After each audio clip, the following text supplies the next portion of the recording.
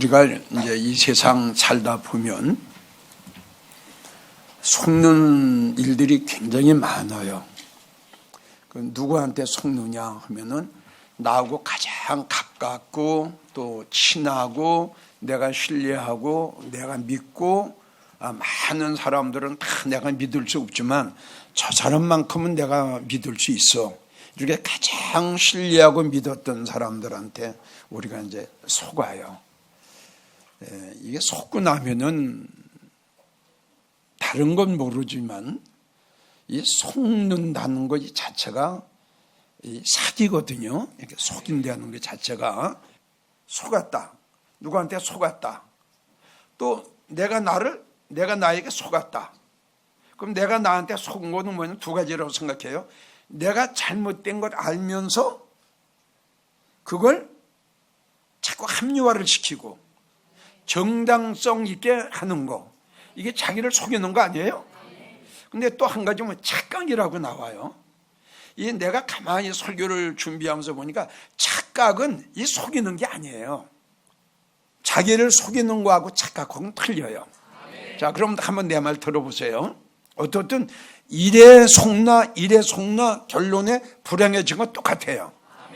자, 하와는 자기가 자기한테 속았나요? 누구를 통해서 속았나요? 그렇죠. 아주 간교하고 간사한 이 뱀을 통해서. 그러니까 하와는 이 하나님을 믿고 하나님을 신뢰해야 될 텐데 이 하와라는 이 여인은 하나님보다는 간교한 뱀을 더 믿고 뱀의 말을 더 신뢰했어요. 그러니까 하나님의 말씀은 멀리 잊어버리고 간교하고 간사한 뱀의 말을 믿고 선악과를 따먹어요. 이게 바로 다른 사람을 통해서 내가 속은 거죠. 맞죠? 자, 그럼 마태복음 25장에 미련한 처녀가 나와요. 그 성경을 보게 되면 등불이 꺼져 가니 이렇게 나오거든요. 그때 이제 신랑이로다 이렇게 성경이 기록이 됐어요. 자, 여러분들이 생각을 지게 미련한 처녀는 제3자를 통해서 속았나요? 그렇지 않으면은 자기가 자기한테 속았나요? 이게 이제 착각이죠. 등불이 꺼져 가는 것을 그리고 성령에 소멸된 것을 쭉정인데 미련한 처녀는 나는 알곡이야. 그러니까 이거는 본인이 본인한테 물론 속았다고도 볼 수 있지만 내가 볼 때 착각 아니겠느냐. 자, 여러분 다시 한번 강조할게요. 쭉정이야. 본인이 쭉정이야. 근데 본인이 쭉정인 줄 몰라요. 한번 생각해 보세요. 본인은 지금 죽어 있어요. 사도교회 성도들 본인이 영적으로 죽어 있어요. 그들이 죽어 있는 걸 알았어요? 몰랐어요. 이게 착각이라는 결론이에요. 여러분들 이 설교 잘 들어요. 정말 우리 영광의 성도들 이 설교 잘 들어야 돼요. 주님 오실 때 들림 받지도 못할 성도가 나는 들림 받을 거야. 이게 착각이다 이거죠. 이게 잘 믿지도 못하면서도 진실하지 못하면서도 자기가 생각할 때 나 진실해. 그래 이게 얼마나 미련하고 얼마나 어리석은 겁니까? 그러니까 지금 소개한 그 착각병에 걸린 그 미련한 처녀 보세요. 슬피 울었어요. 어둠에 처했어요. 기회를 놓쳤어요. 다른 사람한테 속았든 자기가 자기를 속였든 내가 착각을 했든 간에 어떻든 결론은 돌이킬 수 없도록 불행해지더라. 자, 나는 여러 가지를 말씀드리고 싶은데 오늘 이 시간은 한 가지만 말씀드리고 싶어요. 제일 첫째가 뭐냐 그러면 은혜를 받지도 못했으면서 은혜 받은 것으로 지금 본인이 속고 있지 않을까. 은혜를 받지 못했어요. 은혜를 받지 못했는데 본인이 생각을 지게는 은혜를 받은 걸로 생각하고 있어요. 이게 본인이 본인한테 속고 착각하고 있는 거죠. 우리가 믿음 생활을 하는데 아주 중요한 게 세 가지예요. 제일 첫째 말씀이에요. 아멘. 그 다음에 믿음입니다. 그 다음에 은혜입니다. 여러분 생각해 보세요. 교회 나가는 성도가 말씀도 없지요, 믿음도 없지요, 은혜도 못 받았지요. 여러분 어떻게 생각하시겠어요? 한번 대답해 보세요. 응? 이게 여러분 교회 나가고 믿음 생활하는 성도들의 가장 중요한 3대 요소예요. 이거 없으면 그 성도 불행해집니다. 그 은혜를 받지도 못했어요. 은혜를 받지 못했는데 본인이 생각하죠. 나는 은혜 지금 받고 있어. 여러분 생각 얼마나 미련하고 얼마나 어리석은 사람입니까? 내가 여기서 다시 한번 여러분들에게 강조하고 싶은 것은, 내가 은혜를 받고 못 받고는 내가 목사냐 장로냐 권사냐 믿음 생활을 얼마나 오래 했느냐 이거하고는 아무 상관이 없다는 겁니다. 아멘이에요? 전국에서 방송을 들으시는 성도 여러분 분명히 잘 들으세요. 우리가 믿음 생활을 오래 했다고 해서, 장로요 권사요 집사요 목사라고 해서 은혜를 받았다고 생각하면 큰 착각입니다. 그건 너무너무 잘못된 생각이에요. 두 번째, 여러분들에게 하고 싶은 것은, 이 방언 받았다, 병 고치는 은사 받았다, 투시의 은사 받았다, 예언의 은사 받았다, 이걸 가지고 오는 성도는 은혜를 받은 걸로 생각하는데, 여러분 이거는 은혜가 아니에요. 고린도 전서 12장을 보면 바울 사도가 은혜와 은사에 대해서 이야기를 했어요. 아멘이에요? 예, 이 방언은 은혜가 아닙니다. 성도님들 잘 들으세요. 지금 우리 한국계 많은 성도들이 방언을 받으면 은혜를 받은 걸로 생각해요. 이건 아니에요. 이건 은사예요. 은사. 은사란 말이에요. 근데 이걸 은혜와 은사를 구별을 못하는 거예요 지금. 성령을 강하게 받으면 은사가 임해요. 방언이 터져요. 능력이 임해요. 이걸 가지고 우리가 은혜로 생각하면 안 됩니다. 아멘. 그러니까 방언은 은사다. 은사와 은혜하고는 차이가 난다. 이걸 여러분들이 꼭 기억했으면 좋겠어요. 자, 그러면 이제 여러분들에게 이걸 말씀드리고 싶은 거야. 그러면 은혜를 받으면 어떻게 되냐? 은혜를 받은 자와 은혜를 받지 않은 자를 지금 내가 설명을 할 테니까 이 설교를 듣고, 나는 은혜 못 받았구나, 나는 은혜 많이 지금 받고 있구나, 이걸 스스로 분별을 하고 판단을 해보라 이겁니다. 제일 첫째,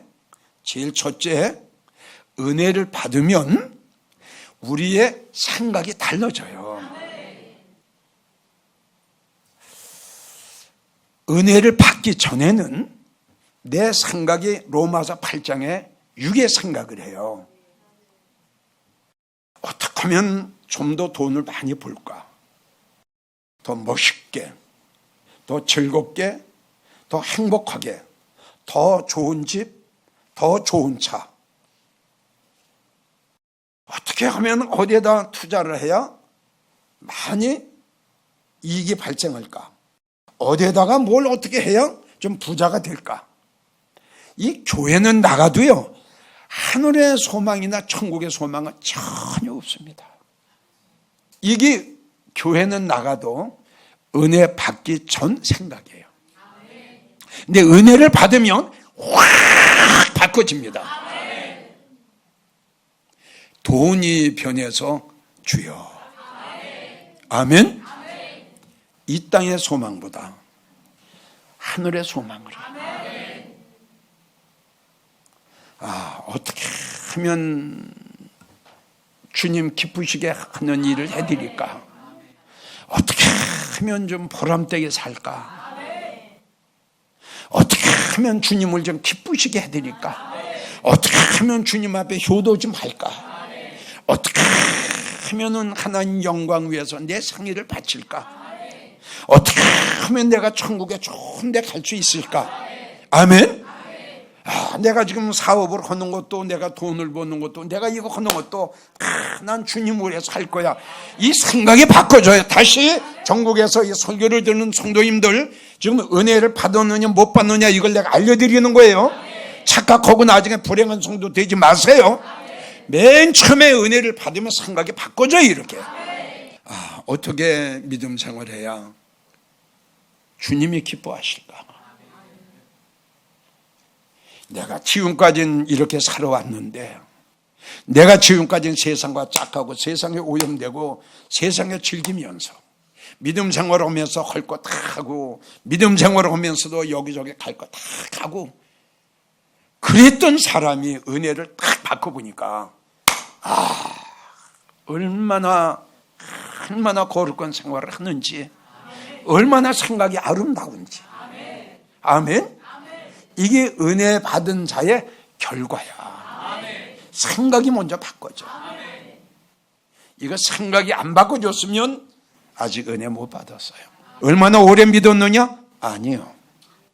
얼마나 성경을 많이 아느냐? 아니요. 내가 목사냐 장로냐 권사냐? 그것도 아니요. 내가 능력을 받고 은사를 받았느냐? 아니요. 단 하나, 하나님의 은혜요. 하나님의 은혜가 아니면 내 생각을, 악한 생각을, 부정적인 생각을 바꿔놓을 수는 없어요. 나는 그렇게 생각합니다. 두 번째, 은혜를 받으면 우리의 마음이 바꿔지더라고요. 교만했어요. 나 외에는 아무도 없어. 내가 최고야. 나이 많으면 됐어. 나 지금 믿음 생활 잘하고 있거든. 근데 믿음 생활을 못해요. 아주 교만해. 교만한 자의 특징이 뭐냐 그러면 깨닫지 못해요. 교만한 자의 특징은 자기를 볼 줄 몰라요. 자기의 몸속에 못된 영적인 병이 들었는데 이걸 볼 줄 몰라. 병은 들었는데 자기가 생각을 지금 나는 건강하다는 거야. 이게 교만한 자야. 은혜를 받지 않았을 때의 마음은 시기, 질투, 미움, 거짓, 위선, 이걸로 꽉 찼어. 왜 같이 믿음 생활을 하면서 왜 이렇게 미워해? 왜 이렇게 시기 내고 질투를 해? 은혜 받기 전에는 그냥 내 마음에 그냥 그 독한 게 너무 많아. 이해를 못해. 용서를 안 해. 아주 여기에 모든 게 꽉 찼어. 마음에. 형제를 미워해. 그리고 막 질투를 해. 그리고 은혜 받고 나면 어떻게 되냐? 이 마음이 또 바꿔져. 미워했던 형제들을 내가 찾아가서 손을 내밀어. 집사님, 내가 잘못했어. 아멘? 예. 권사님, 내가 잘못했어. 은혜 받기 전에는 당신은 나하고 상관없어. 나만 잘 되면 돼. 근데 은혜를 받고 나면은 바꿔져. 나의 유익을 구하는 것보다 상대방의 유익을 구하게 돼. 부부지간도 역시 마찬가지야. 은혜를 받고 나면 남편은 아내를, 아내는 남편을. 아멘. 서로 이해를 해. 서로 용서를 해. 이게 은혜 받은 거야. 은혜를 받고 나면 마음이 굉장히 부드러워져. 은혜를 받고 나면 눈물이 많아져. 은혜를 받고 나면 마음이 아주 온순해지고 부드러워지고. 내 설교가 맞나요? 세 번째, 은혜를 받으면 뭐가 달라지느냐? 이 성격이 달라지더라고요. 자, 아까 고린도전서 15장 10절. 바울이라고 하는 그분은 내가 볼 때 이 세상에서 그렇게 독하고 성질이 급하고 그렇게 인정이 없는 사람일 수가 없어요. 근데 바울이 아까 고백을 했죠. 내가 이렇게 바꿔진 거는, 내가 이렇게 성격이 바꿔진 거는 뭐다? 하나님의 은혜다. 여러분, 얼마나 성격이 그렇게 급했으면 그 스데반을 그냥 그거 좀 용서해 줄 수 없어? 예? 그 불려서 좀 이야기할 수 없어? 그걸 그냥 돌로 그냥 치고 또 치고 해가지고 얼마나 성격이 과격하고 얼마나 성격이 급합니까? 그랬던 바울이라는 그분이 그 성격이 바꿔진 거 보세요.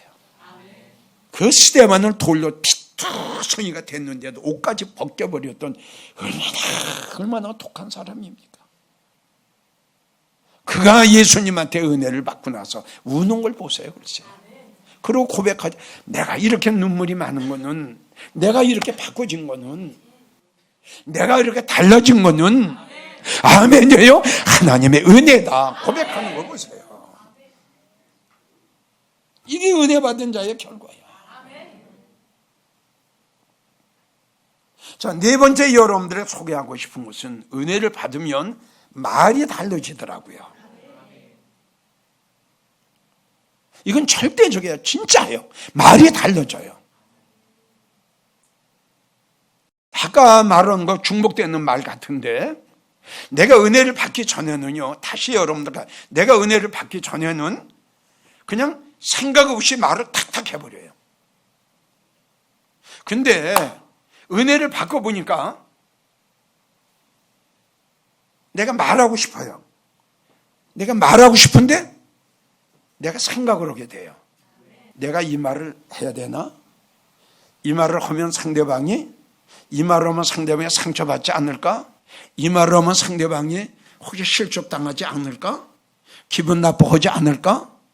나를 무시했다고 생각하지 않을까?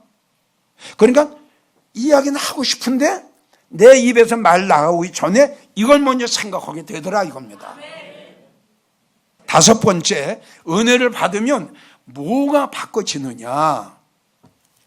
내 생활이 바꿔져요. 내 생활이.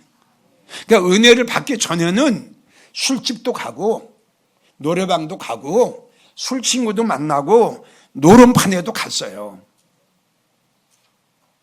근데 은혜를 받고 보니까 야, 내가 더 친구를 만나야 되나? 더 친구를 만나면 또 한잔 하러 가자고 그러겠지? 내가 또 저 친구를 만나면 또 세상 이야기 듣겠지? 내가 저기를 가면은 또 죄 짓는 또 가겠지?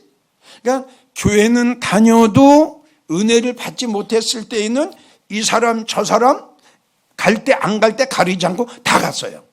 근데 은혜를 받고 보니까 이제는 내 생활이 바꿔져요. 나는 이제 세상에 속한 사람이 아니고 하늘에 속한 사람이에요.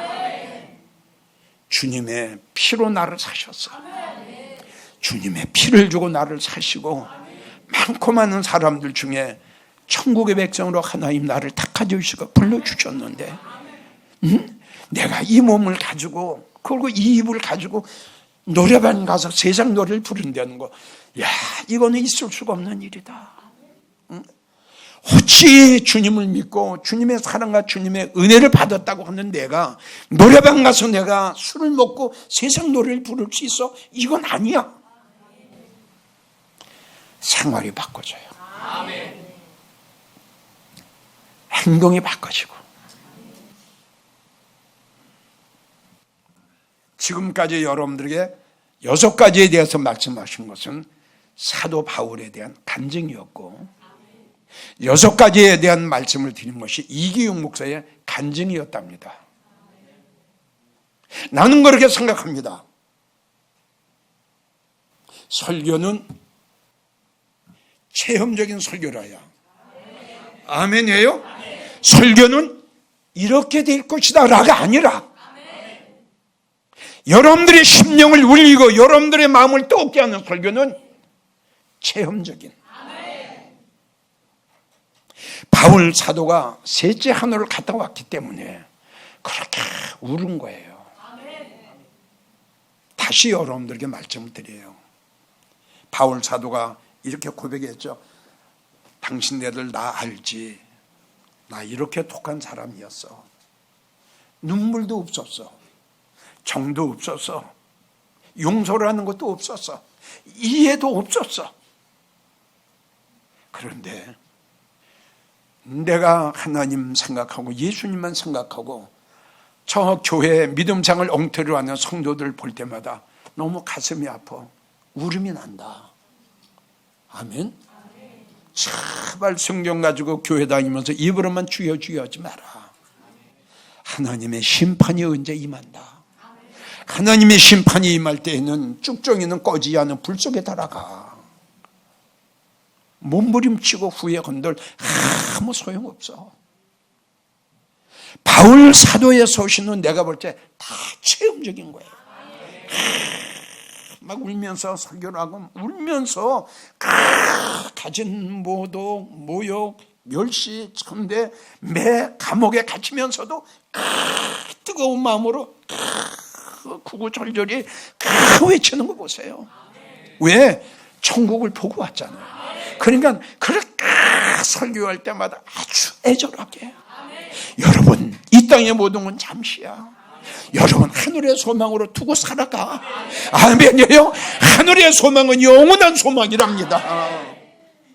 이렇게 간절하게 외쳤던 것이 바울 사도의 산 간증이요 산 체험이었습니다. 이 설교를 들으시는 성도 여러분,